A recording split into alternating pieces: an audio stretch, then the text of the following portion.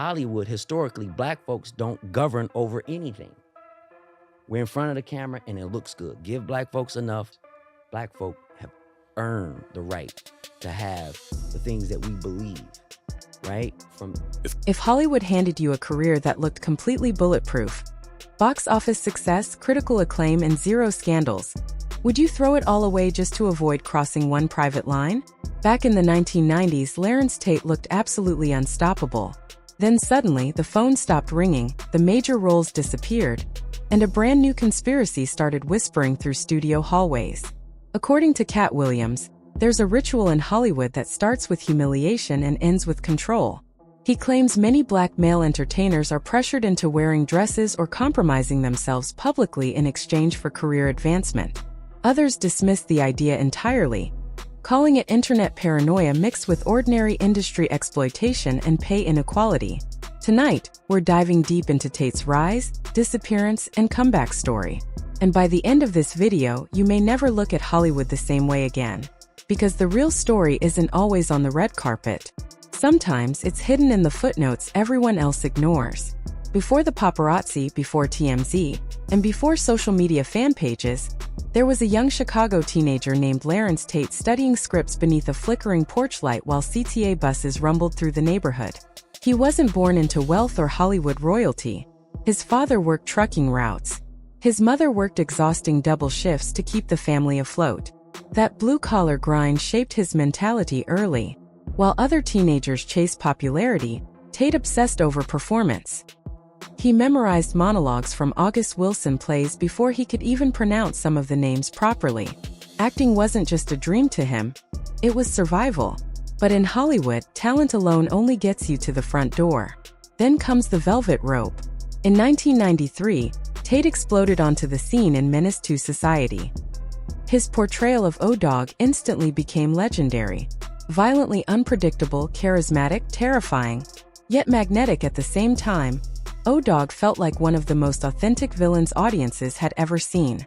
Critics compared the performance to classics like Al Pacino in Scarface. Some called Tate the future of black cinema. Then came Dead Presidents in 1995. This time, Tate transformed completely, playing a haunted Marine suffering from trauma and abandonment after war. Long before Hollywood made PTSD performances trendy during award season, Tate was already delivering emotionally raw performances that resonated deeply with audiences. Then in 1997, everything changed again with Love Jones. Suddenly, Tate became the smooth, intellectual romantic lead. Darius Lovehall wasn't just a character. He became a cultural symbol. Black audiences especially connected with the film's poetic energy, mature romance, and artistic vulnerability. 3 completely different roles. 3 unforgettable performances. And not a single public scandal. No arrests.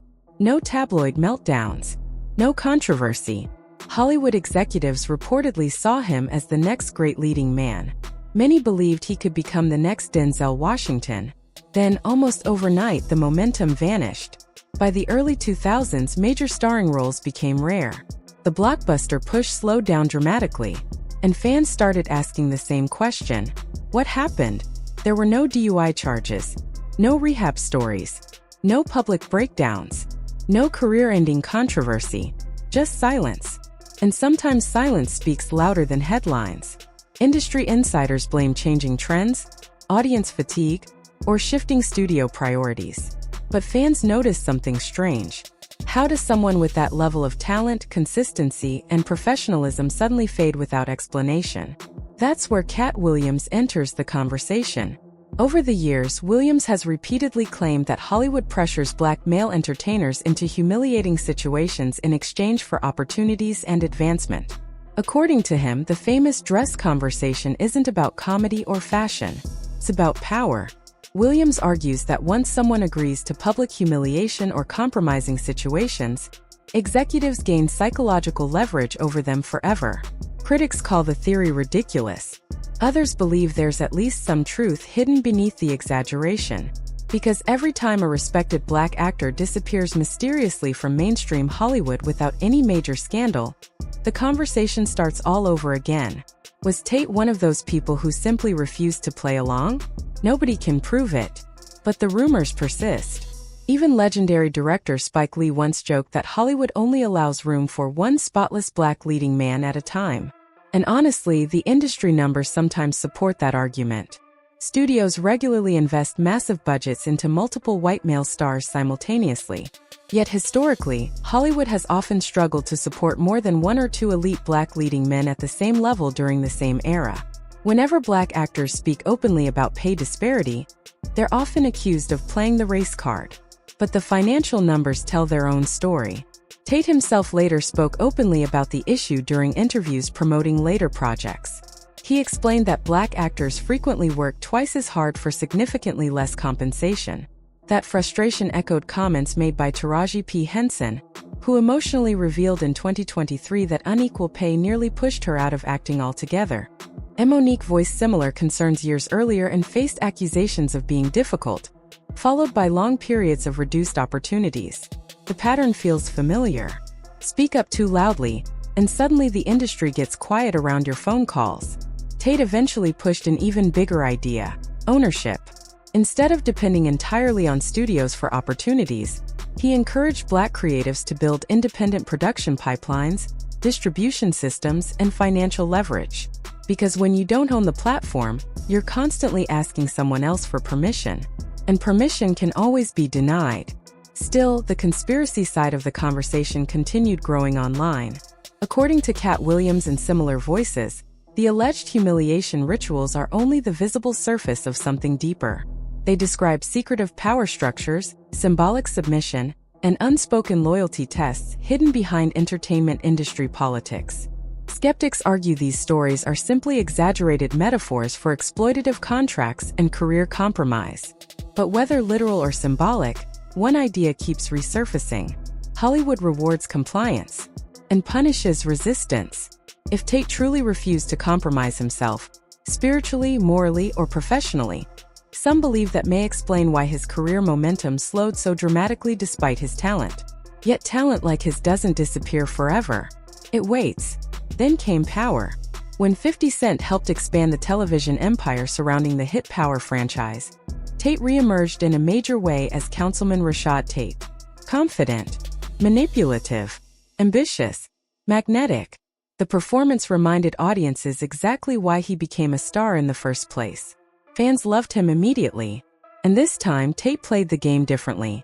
Instead of chasing temporary fame, he focused on long-term control through production companies, executive producing, and ownership opportunities under Tateman Entertainment. Maybe he never became the face of a Marvel franchise, but he gained something many stars never achieve: leverage. And integrity may have protected him in ways fame never could. While countless celebrities became trapped in scandals, leaked recordings, lawsuits, addictions, and public humiliation cycles, Tate maintained one of the cleanest reputations in entertainment. No explosive controversies, no rehab scandals, no criminal headlines, no public self-destruction. That kind of stability becomes priceless in an industry built on chaos. And Tate isn't the only one taking that path. Dave Chappelle famously walked away from a $50 million deal because he believed the environment surrounding it compromised his values. Years later, he rebuilt his career on his own terms through Netflix dominance. Issa Rae turned YouTube beginnings into major ownership opportunities and long-term studio partnerships. Monique fought publicly against Netflix, survived years of backlash, and eventually rebuilt her touring career. Different stories. Same blueprint. Lose short-term clout. Gain long-term freedom. And whether the so-called ritual is literal, symbolic, financial, or psychological, one thing becomes impossible to ignore. Hollywood has always rewarded obedience more than individuality. So now the question shifts to us, the audience. Was Lorenz Tate truly punished for refusing some deeper Hollywood system? Or was he simply another talented black actor, navigating an industry that routinely underpays and sidelines outspoken performers? Maybe the answer sits somewhere in between. Either way, the next time you see a celebrity suddenly disappear without scandal or explanation, pay closer attention. Sometimes the loudest stories are the ones nobody officially tells. And once you start noticing the patterns, it becomes very difficult to unsee them. That's where the real conversation begins.